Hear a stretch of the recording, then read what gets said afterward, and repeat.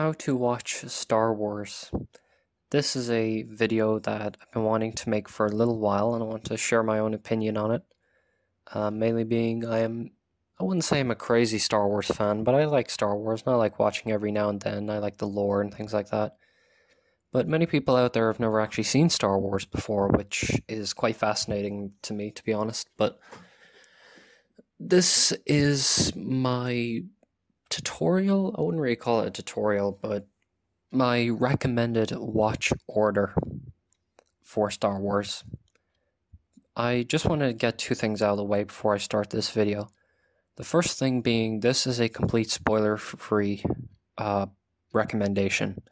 I'm not going to spoil any main aspects of the story or anything like that. So yeah, if you're worried about that, don't worry about it. This video is not going to have any spoilers, I promise. The next thing I'm going to mention is that although a lot of Star Wars fans say you have to watch Star Wars in this specific order or that specific order, the reality of it is you actually don't need to watch Star Wars in any particular order. For example, when I was growing up, I watched Star Wars Episode 1, The Phantom Menace. I had that movie for years, and then I watched Attack of the Clones randomly on TV, half of it, and then a few years later I got the full box set and I watched all the movies. And I still love Star Wars, so realistically speaking, there is no proper way to watch Star Wars. But this, however, is a sort of help for people who are just getting into Star Wars, because Star Wars has a very complex story. So without further ado, I'm going to tell you my recommended watch order for Star Wars if you're a new or returning Star Wars fan. So the first Star Wars movie that everybody should watch is Star Wars Episode 4, A New Hope. Now, if you're just new to Star Wars, you've never watched Star Wars before, or you've heard of it, you might have heard of even some of the characters like Darth Vader or Han Solo or Luke Skywalker, you might be a little bit shocked and confused that I'm saying you should watch Episode 4, A New Hope as your first movie. Now, logic would naturally dictate for you to watch the first episode, but that's not entirely true. Star Wars Episode 4 came out in 1977 and was originally supposed to be a standalone movie, a standalone blockbuster. George Lucas, the creator, never expected Star Wars to be as successful as it was. And when Star Wars first came out, A New Hope was just simply called Star Wars. It was only in the 90s he changed it to Star Wars Episode 4. A New Hope follows a very simple plot, a very easy plot, and you'll get to know some very basic characters, but very important characters like Luke Skywalker, Darth Vader, all them characters. It's specifically designed for new Star Wars fans, because everyone was new in 1977, because it was the first of its kind. It's a very simple and easy story, and on top of that, it's a really good movie. Don't get me wrong, just because it was made in 1977, that does not mean it's a bad movie. This movie honestly still holds up better than any movie in modern times can. It's a fantastic film. It is a really great introduction to Star Wars if you're just getting into it. Now, Episode 4 was specifically designed to be a nice introduction to the characters and the universe, the basic premises of the universe. Episode 5, The Empire Strikes Back, builds upon what A New Hope created. It builds upon the characters, the lore, and of course the stakes and the issues that the characters need to overcome. Think of step 2 when becoming a Star Wars fan. Keep in mind, by the way, if you did not like A New Hope, which is unlikely, but if you didn't like the movie, you will probably like Star Wars The Empire Strikes Back. It had a bigger budget. It's a lot more theatrical, a lot more space opera-y, sort of, and it's a very good movie. A lot of Star Wars fans say this is their favorite movie in the entire saga, and personally speaking, I think Episode 4 is my personal favorite, but Episode 5 just comes very close, because its level of storytelling is amplified in Episode 4, which is why Episode 4 should be your first movie to watch, and Star Wars The Empire Strikes Back, or Star Wars 2 as it was known as back then, it should definitely be your second movie to watch. After finishing episode 5, the characters all have certain things that they need to finish, and of course episode 6 will be the conclusion of what we refer to, and most Star Wars fans refer to, as the original trilogy. Star Wars episode 6 is the conclusion to a very, very long story. It's a very good movie, very enjoyable as well. And that should be the next Star Wars movie you should watch. Now, I'm going to assume you've already watched episodes 4, 5, and 6 at this point. Episodes 4, 5, and 6 of Star Wars are referred to by Star Wars fans as the original trilogy. There is 3 Star Wars trilogies entirely. The prequel trilogy, the original trilogy, which we just spoke about, and the sequel trilogy. Now, if you've already watched episode 6, this is where you have to ask yourself, are you invested in Star Wars? Do you like Star Wars now, or are you at least interested in the universe? If that answer is no, then you can stop watching Star Wars from here on now. The reason why I say stop watching Star Wars is because the next 3 movies we're going to talk about are... The plot is a lot more advanced, it's a lot trickier, and it's a lot more in-depth. So if you're not interested in Star Wars, or if you're not following along, I would just suggest stop watching Star Wars now, or maybe rewatch the first 3 that you've already watched, episode 4, 5, and 6, to see if you still like it. If you still do like Star Wars, and you're interested in getting more invested and learning more about this universe, continue on. Now, before we go and move on to Star Wars Episode 1, there's one sort of half-episode, pre-episode, I don't know what you would really call it, but it's basically an in-between episode that I think is essential viewing, not only to understanding the universe, but it's also really good. That is the Star Wars Holiday Special. The Holiday Special came out in the early 80s, and it's pretty essential. It expands on sort of in-depth, not as in-depth as episode 5 or 6, The Empire Strikes Back, but it's still essential viewing to understanding, especially Luke's character arc, because as you know, I'm just kidding, I'm only joking. After concluding episode 6, we're going to jump back to what we call the Prequel Trilogy. This trilogy focuses on Darth Vader, sort of, kind of, and it also focuses on a lot of other characters' backstories like Ben Kenobi. We learn how the universe got from being in the old age of the Galactic Republic to, of course, the dark reign of the Empire. And these first 3 movies, episode 1, 2, and 3, are going to follow along with this. The first movie in the prequel trilogy is episode 1, The Phantom Menace. It's a much more in-depth look into the backstory of these characters. I will warn you, however, the vibe of these movies is slightly different, especially to the original trilogy, and this is why I'm saying that if you're not invested in Star Wars now, you're certainly not going to be invested from here on out, because you'll be lost, and there's a lot of character motivations, a lot of character backstories that are all essential to understanding how the characters got to the point in A New Hope. After episode 1, you're going to be watching episode 2, Attack of the Clones. This delves a lot more into the character of Anakin Skywalker and Ben/Obi-Wan Kenobi. It delves a little bit more into their backstories. This movie essentially builds upon the plot that will unravel in episode 3 and will eventually lead into episode 4, and it marks the beginning of the turning point for these characters and their motivations. Now, before we continue with episode 3, I want to briefly mention the Star Wars Clone Wars animated TV show, also called Star Wars The Clone Wars. This is an animated show that came out in 2008 and aired throughout the early 2010s. And this is a sort of quarter prequel. I don't even know what you would call it. It essentially, between episodes 2 and 3, there is a 2-year gap between them episodes in canon, in lore.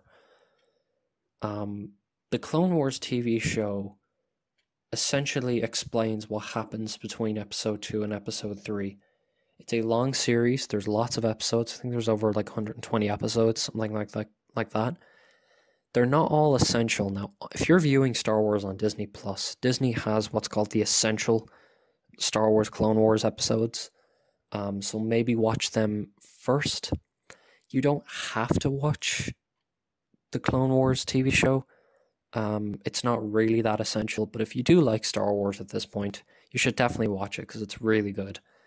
One thing I will mention though is that if you are watching Clone Wars, Star Wars The Clone Wars before watching episode 3, do not watch the last season of The Clone Wars. Watch Star Wars The Clone Wars, then watch episode 3 Revenge of the Sith, and then go back to the last season of The Clone Wars. The reason why is because the last season of The Clone Wars has a plot twist. I'm not going to spoil it for you. And if you have not watched Revenge of the Sith, you'll be kind of just left in the dark, wondering what's going on. So there's that.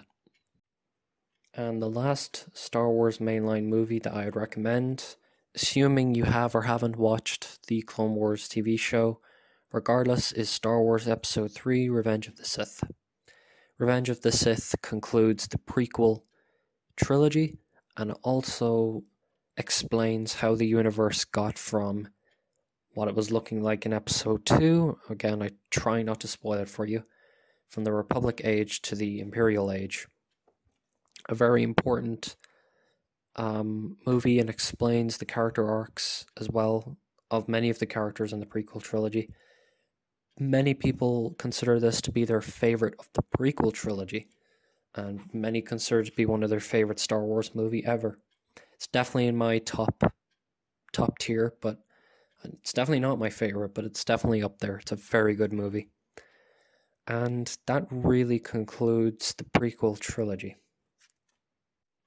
Now, the last part of this video, if you have already watched episodes 1, 2, 3, 4, 5, and 6 at this point, this is a little bit of after viewing, because as you know, there's not just the mainline Star Wars movies. There is, of course, spin-off movies, say The Mandalorian or The Book of Boba Fett, all of which can be viewed on Disney Plus. I assume you're going to be watching them on Disney Plus, and you're not pirating them, wink wink. So here is just a few more viewing recommendations after you've finished Revenge of the Sith and you've watched Star Wars in the order that I mentioned earlier. The next thing you should watch after Episode 6, Return of the Jedi, is The Mandalorian. Now, the reason why I say Episode 6 is because Star Wars The Mandalorian show, chronologically speaking, takes place after Episode 6. I think it's about a year, maybe 2 years after. Just keep in mind, this is a spin-off show. This is not integral to understanding what we refer to as the Skywalker saga. The Skywalker saga is just the mainline Star Wars movies. You know, episode 1, 2, 3, 4, 5, and 6. Every other movie or show after this is not necessarily integral to understanding Star Wars. Now, before we continue, I need to mention episodes 7, 8, and 9 of Star Wars. Episode 7 is, I haven't watched them in years, but Star Wars Episode 7 is The Force Awakens, Episode 8 is The Last Jedi, and Episode 9 is The Rise of Skywalker. Technically speaking, these are technically in the Skywalker saga. However, you may have noticed I have only put these in the non-essential category of this video. Why is that exactly? Well, it's complicated.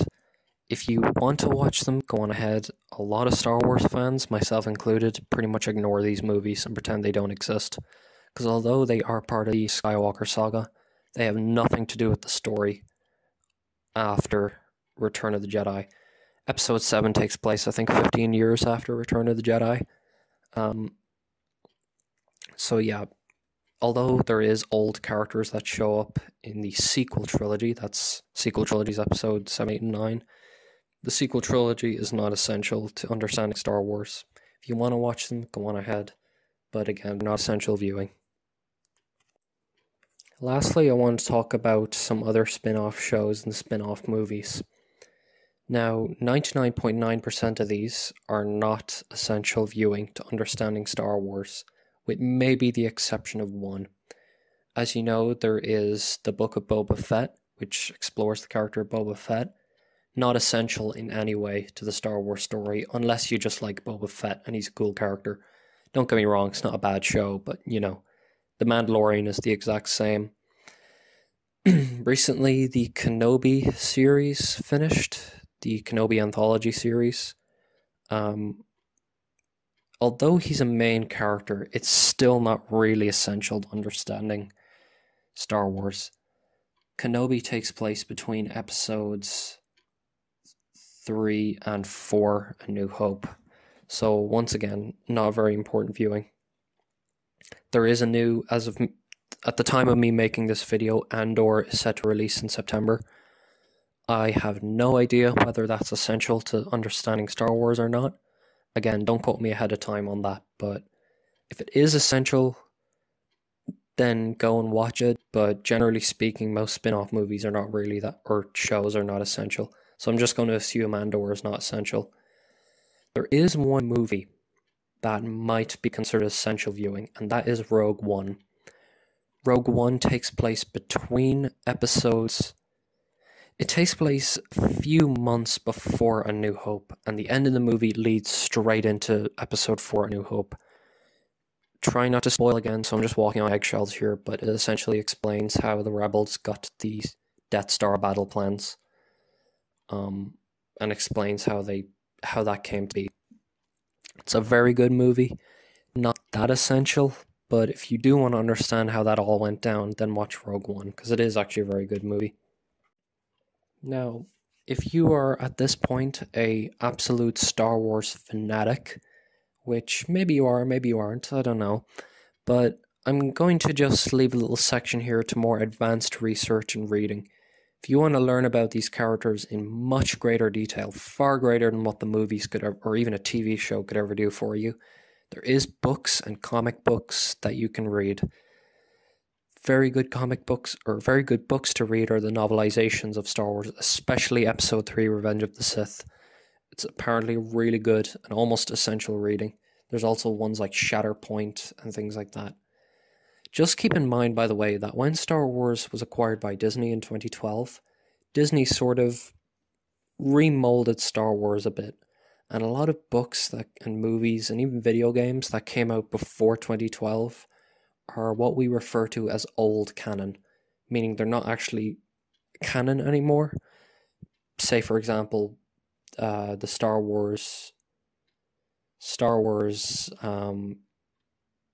what's that video game? Star Wars The Force Unleashed. There we go, that's the one. Star Wars The Force Unleashed is an example where the story in that game is no longer canon anymore. So there's things like that you just need to watch out. If you want to learn more about this, I'll leave a few links in the description below where you can get a more condensed level. So all the comic books, because folks, there's comic books that basically explain thousands upon thousands of years of Star Wars lore over hundreds and hundreds of articles and scripts and things like that. So I'm going to leave a link in the description if you want more advanced and in-depth research on the lore. I'll also be doing timelines of the reading and film saga. I'll leave a link to that in the description as well. So that really concludes the video, folks. If you like this recommendation, you like this sort of idea, I don't really do much about fandoms and Star Wars and things like that, although I like them. I never really do many videos on them, but I just thought it'd be a kind of fun little different video to try for a change. Folks, let me know what you think in the comments section below. I'll see you guys in the next video, and take care. Goodbye.